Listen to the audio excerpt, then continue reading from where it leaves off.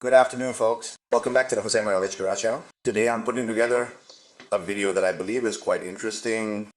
It tackles the topic of brake rake repair, a subject that invariably brings about some level of confusion and, let's be honest, a few headaches. In previous videos, when I restored this bike, I left it in great condition. I had quite a few problems with the front brakes because after a short time of using it, when I had 7 or 8 kilometers, it would stop braking badly. Brake calipers would get very hot, the bleeder would open, and the brake fluid would shoot out. I changed the brake calipers, nothing. I cleaned the brake pump thoroughly, and what I also did was change the brake calipers seal and dust cover kit. The thing is that I cleaned the brake pump and changed the brake caliper seal and dust cover kit at the same time. So it will never be clear that it was fixed. Eh? Yes, the fix was because the brake pump line, the brake pump has two small holes, one that feeds the brake fluid and the other for the return. Plus the return, the feed line is rather substantial and rarely becomes blocked. But the return line can get clogged if the bike is not ridden for a long time without changing the brake fluid. A small crust can form, and it does not return. In the end, there is always a small pressure from the pistons on the brake disc, and this produces this effect that it breaks more and more, it breaks more and more, it breaks more and more, and it starts to get very hot. If you release the pressure by releasing the bleeder a little, it will loosen up again and not be so braking. That is one possibility. Therefore, when I ultrasonically cleaned the brake pump, although I purposely didn't emphasize that little hole, it would have come loose. And if it were for that reason, that's what solved the problem. And if not, the other story is with the seals and dust covers.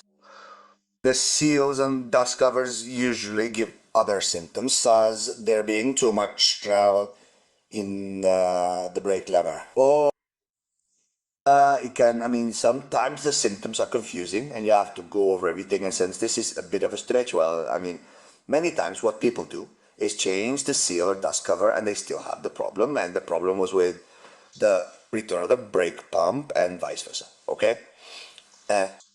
Well, everything here works for me, everything is perfect, but it's happening to me now with the rear brake.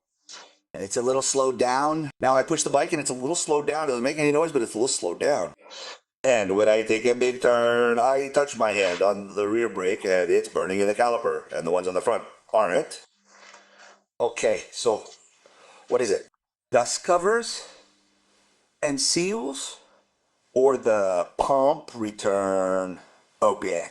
Of course, on the front brake pumps it's much easier because you just remove the cover and there you see the two holes, and there with a very thin wire, because that little hole is microscopic, a very thin hole, very thin, nothing sharp or anything that could damage it, but like this, with one of these small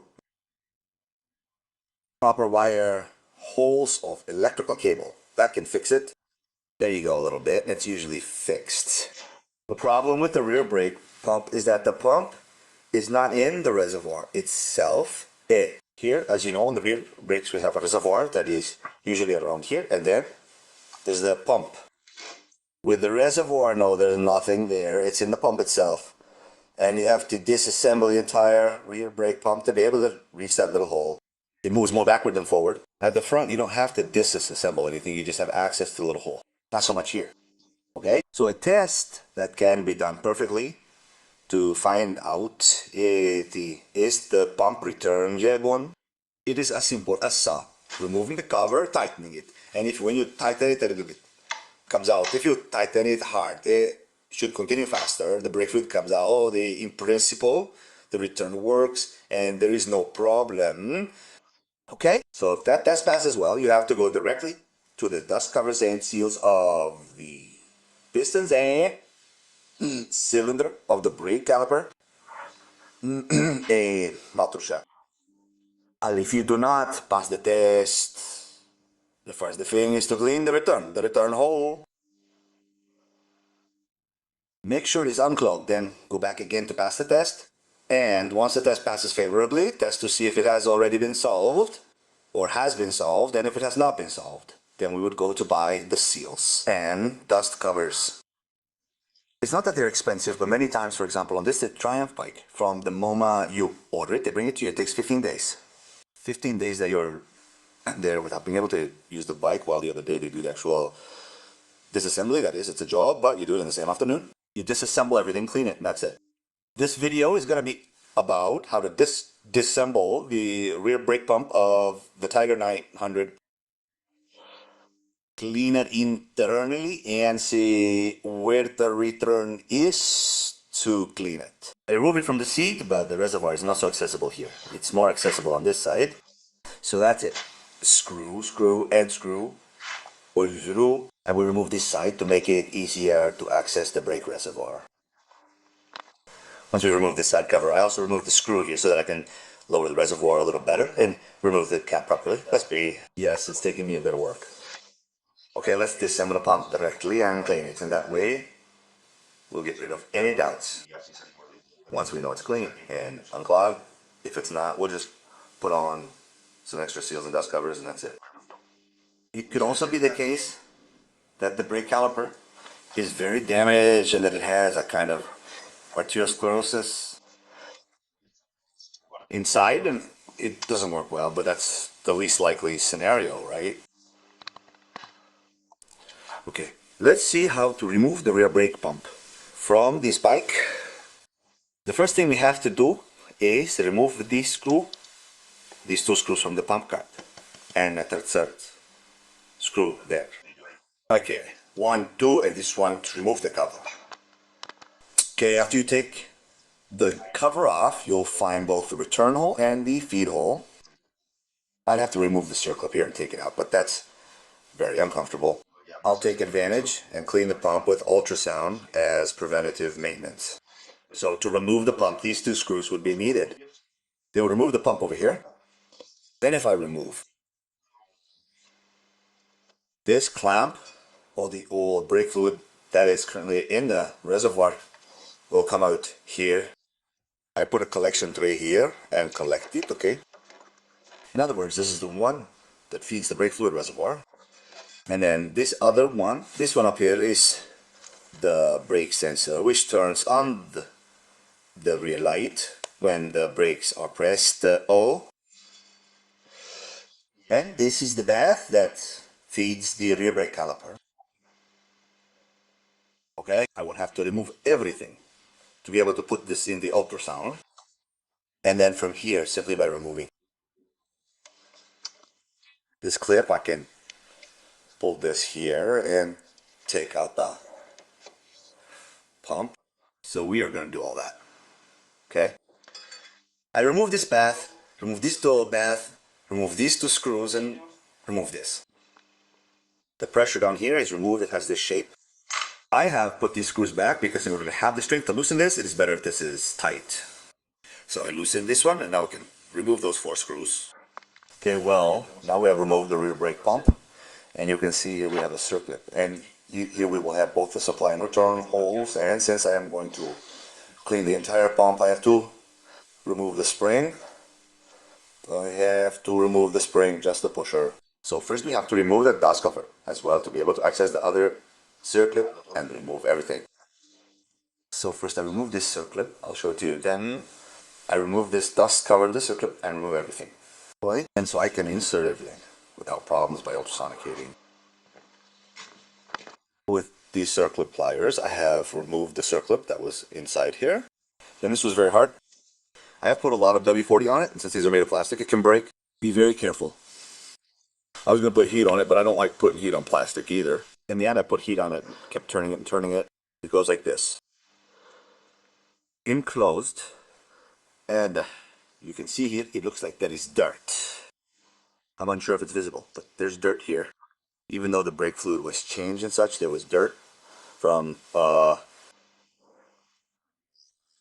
before. Okay, and we have the O-ring. We're also going to remove the O-ring. And these two holes have to be free. They can't be blocked. But like I said, I'll put it in the ultrasound machine. And to do that, I'll remove the pusher and everything. I'm going to take this O-ring out first. I've already blowtorched it a little, and look at the big one. This is the normal communication hole. And this one down there, I don't know if it fits well. It's a tiny hole. I've blown it a lot with the air gun. I've blown it a lot, until I checked that it came out here. However, very carefully, just in case. Then I'm going to disassemble this and put it in the ultrasound machine. I'm not going to record that because it's a bit of a hassle, but I'm going to record it. I'm going to take a wire. Yeah. There you can clearly see the hole, which is super small. Don't do it with anything too sharp because you're loading it and it's calibrated, okay? Just one of these little wires from an electrical cable goes in a little bit, and you can see it. Yeah.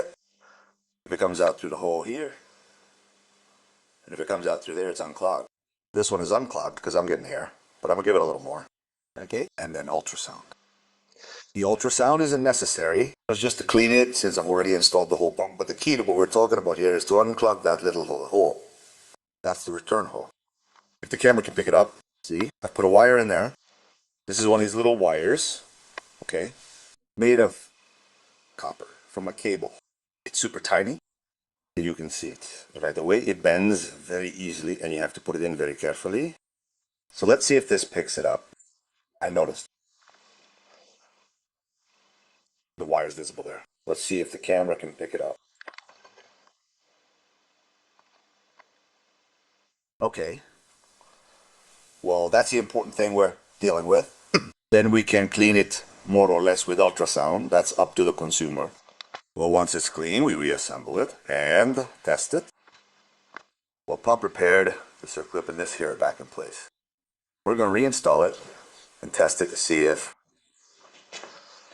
this is going to work or not.